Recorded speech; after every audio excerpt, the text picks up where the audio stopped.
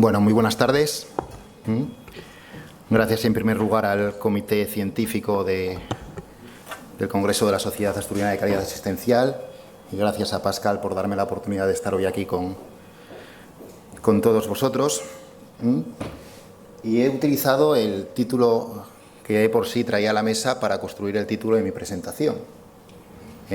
La mesa plantea pues, un debate que yo creo que es muy interesante sobre si la acreditación y la certificación de unidades asistenciales, bueno, implica precisión o implica fragmentación, ¿no?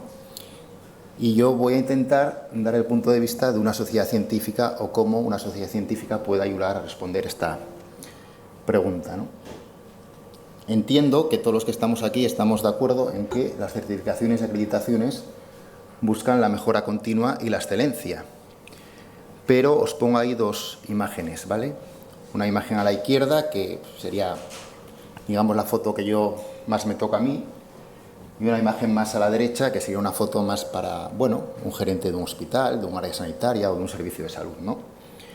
Yo ahora mismo, en mi servicio de farmacia, me encuentro con que tengo una serie de áreas, una serie de procesos, la mayor parte de los cuales están certificados conforme a ISO. Pero resulta que tengo un área de farmacotecnia que está certificada por Consejería de Sanidad de acuerdo a la guía de buenas prácticas de elaboración de medicamentos en los servicios de farmacia hospitalaria. Tengo una farmacéutica de pacientes externos que está empeñada en acreditarse bajo la norma CUPEX y hay un farmacéutico que está implicado en el PROA, que en este caso soy yo, que también quiere certificarse en el PROA, ¿no?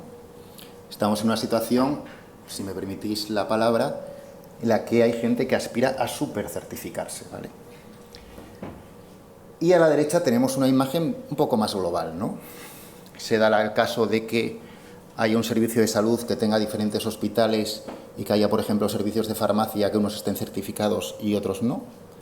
Se da la situación de que haya un gerente que tenga determinados servicios de su hospital certificados y otros no, y unos certificados en base a unos criterios, en base a una norma y otros no. Entonces, claro, a partir de esta situación yo creo que es lícito plantearse preguntas como esta. Yo creo que es lícito que yo, como responsable de una farmacia, me plantee si esa supercertificación que buscan algunos miembros de mi equipo pues puede fomentar la aparición de compartimentos estancos, si puede darse una situación de pérdida de cohesión funcional dentro de un mismo servicio, porque bueno, alguien aspira a trabajar con mucha precisión en su área específica dentro del servicio, pero se olvida un poco de las demás. O si puede perderse la capacidad de generar sinergias entre equipos y mantener pues, una idea más transversal, una continuidad asistencial dentro de un servicio. En un hospital pequeño como es el mío, con un servicio de farmacia pequeño, pues esto es muy difícil que ocurra. Pero imaginaros servicios de farmacia de grandes hospitales donde trabajan 30, 40 farmacéuticos, donde realmente hay, bueno, pues sí que hay nichos, hay silos dentro del propio servicio que de alguna forma trabajan con su propia precisión, ¿no? De forma autónoma. Y si vamos a un nivel más macro, pues también cabe hacerse algunas preguntas, ¿no? Puede ser que al tener algunas áreas certificadas y otras no, o unas áreas certificadas de una forma y otras no, pues hay una falta de interoperabilidad o que haya estándares compartidos en el que un gestor, por ejemplo, quiera tener. Puede existir problemas en cuanto a consolidar datos y resultados asistenciales. Si diferentes unidades de un mismo organismo pues, buscan la precisión y utilizan diferentes medidas, pues obviamente puede haber dificultad para ellos. Puede haber desigualdad entre hospitales o áreas de salud, ¿vale? Y puede haber unidades que trabajen a diferente velocidad. Dificulta, yo creo, la planificación sanitaria. En un momento dado, si hay una unidad asistencial que está acostumbrada a trabajar con precisión, pues a tener sus procesos muy controlados, va a ser mucho más fácil que desde arriba, bueno, le den órdenes y se adapte, pues, no sé, a asumir retos más transversales como de seguridad del paciente, de continuidad asistencial frente a otras que no la están, o incluso a nivel de usuario. Un paciente puede preguntarse por qué un servicio de farmacia de un hospital está certificado y a lo mejor de otro hospital que está a X kilómetros no lo está, ¿no? Y esto puede dar lugar, pues a lo mejor, a que alguien piense que hay situaciones de iniquidad. Y yo creo que este es un poco desde mi punto de vista, una de las cuestiones que plantea el título de la mesa, ¿no? Y, bueno, yo no soy un experto en calidad, pero desde que era bebé boticario, pues sí que he trabajado en unidades que estaban certificadas conforme a ISO, y bueno, entiendo también que cuando a uno le hacen una pregunta tiene que dar una respuesta, ¿no? Y si implica esa pregunta una cierta problemática, pues hay que intentar buscar soluciones, ¿no? Yo no creo que debamos perder mucho el norte pensando en si las certificaciones, acreditaciones nos ayudan a tener más precisión o fragmentan, no. Yo creo que el debate de fondo actualmente, desde mi punto de vista, es que hay una distribución desigual de la precisión, ¿no? Y que no debemos perder lo que hemos ganado, ¿no? Las acreditaciones, las certificaciones nos han aportado mucho, es un trabajo que llevamos de atrás desde hace mucho tiempo, y lo que se trata es de intentar amplificarla y extenderla, ¿no? Y que esa precisión pues se extienda como una mancha de aceite de forma transversal a lo largo de toda la organización. Y aquí es donde entra un poco el proyecto 2030 del que yo os quería hablar, ¿no? En el año 2001, la Sociedad Española de Farmacia Hospitalaria, que es la sociedad científica que aglutina a más del 95% de farmacéuticos de hospital de España y también muchos del extranjero, bueno, pues su Junta de Gobierno estableció como objetivo el elaborar un documento detallado para todo el colectivo de la farmacia de hospital que nos sirva de hoja de ruta para el futuro de la profesión. Se marcó como objetivo definir una serie de retos, una serie de líneas estratégicas que permitiesen avanzar en la práctica de nuestra profesión, pero también de las organizaciones sanitarias en las que trabajamos. Además, no debía quedarse en una mera declaración de intenciones. Había que incluir recursos, planes de acción y consejos para que los farmacéuticos de hospital de trinchera, de a pie de calle, pudiésemos alcanzar o poner en marcha estos retos, ¿no? Y además no debía ser una foto fija. Había que trabajar, bueno, para que esa iniciativa tuviese perspectiva de continuidad a lo largo de diferentes años, ¿no? Y, bueno, pues contactó con 7 de los socios y nos dio la responsabilidad de coordinar un proyecto de esta magnitud, ¿no? Hoy día los proyectos se inician cuando se crea el grupo de WhatsApp de la gente que va a participar en el proyecto. Y entonces, este trabajo lo comenzamos el 4 de junio del año 2021, hace 4 años.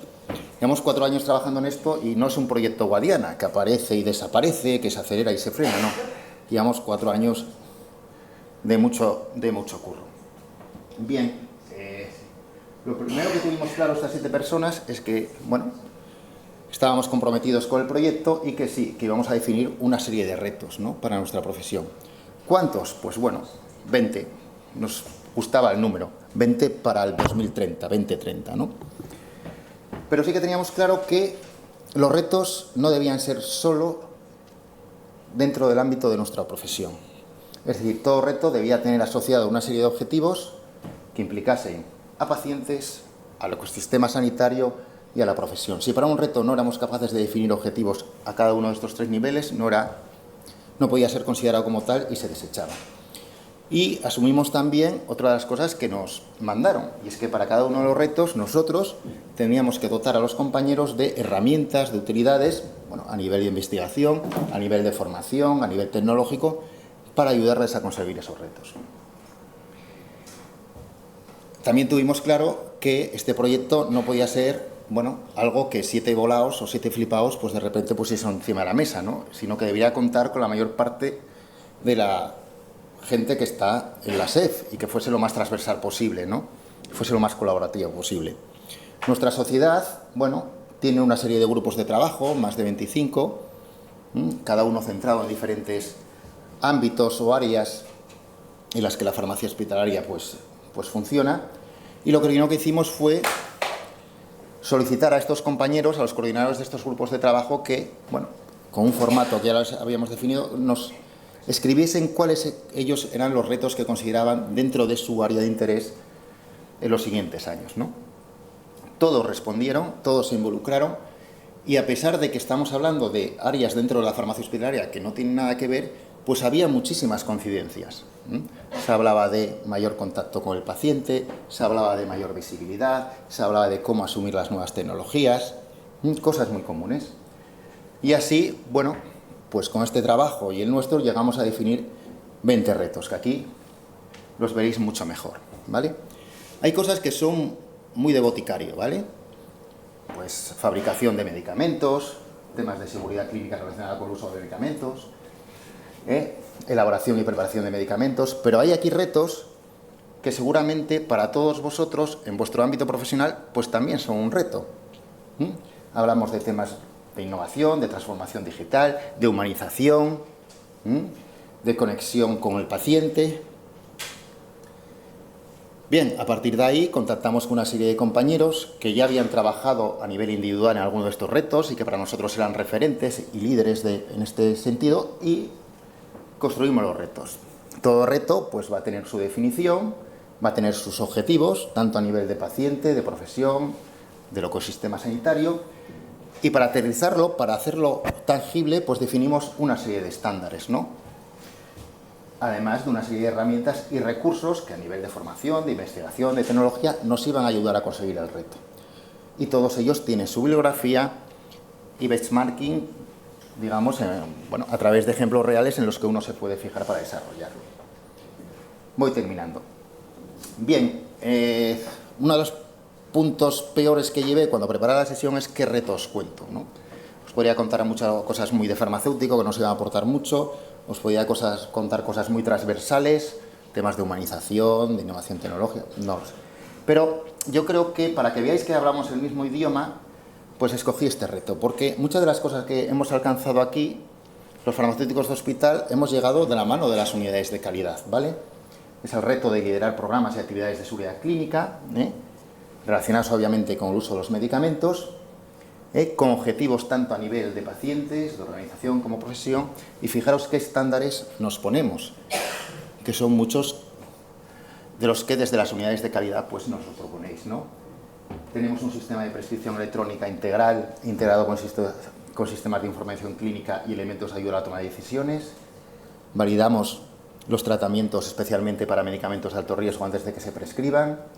Se registra electrónicamente la dispensación y administración del medicamento vinculado a la prescripción con identificación inequívoca del paciente y del medicamento, al menos en las unidades de mayor riesgo, que es una cosa que en nuestro hospital, por ejemplo, tenemos ahí en la cabeza. Tenemos sistemas de mejora de la trazabilidad de los medicamentos, etcétera, etcétera, etcétera.